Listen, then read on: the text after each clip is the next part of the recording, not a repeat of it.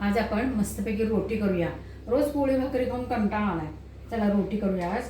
आता काय करणार आहे, 2 वाटी हे 2 मोठे वाटी मैदा घेणार आहे मी। त्याच्यात वाटी मैदा घेतलेला आहे। आता त्याच्यामध्ये हा बारका 1 चमचा मीठ घातलेला आहे। याच्यात बेकिंग सोडा अर्धा चमचाच, म्हणजे मोठ्या चमच्यातला पाव चमचा, हा लहान चमचा आहे म्हणून हा अर्धा चमचा घेतलेला आहे। आणि ही बारकी वाटी दही,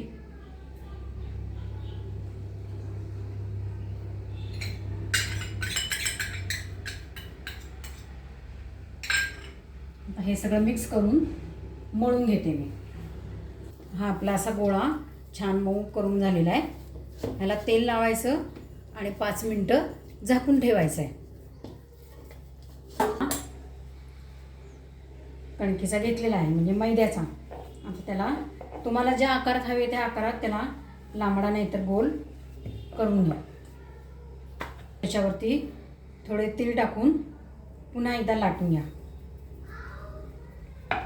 रोटी करायची आहे, थोडीशी प्रेस करून अशी लाटायची म्हणजे तीळ चिकटतात। आता आपण काय केलं आहे, हे पाणी घेतलेलं आहे, त्याच्या संपूर्ण कडेला असं पाणी लावून घ्यायचं आहे। तवा मी गॅसवर ठेवलेला आहे बरं का, गरम करत, मंद गॅसवर ठेवलेलं आहे। पूर्ण ह्याला कडेने तेल लावले, पाणी लावलेलं आहे। आता हे उचलून तव्यावर टाकून घ्यायचं। जिथे पाणी लावले तिथे हे पूर्ण असं दाबून घ्यायचं। आता ज्या वेळेला ह्याला वरती बबल यायला लागतात, हे असे बबल यायला लागतात, याचा अर्थ ही खालनं भाजायला लागलेली। त्यावेळेला थोडेसे जरासं आपला हा असं कट करायचा, म्हणजे हे जरा खाली जातं। झालं हे।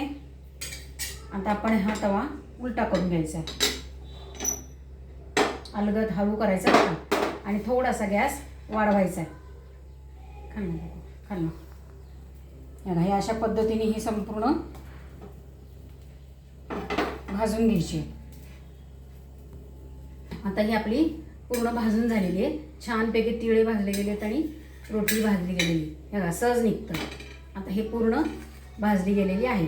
हे मधलं का फोडायचं, तर हे मधलं तळायला कच्चं राहतं म्हणून ते दाखवायचं, तसं फोडून भाजून घ्यायचे।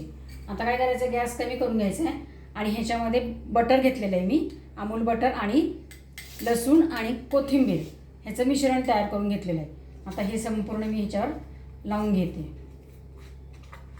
ही झाली आपली बटर रोटी तयार।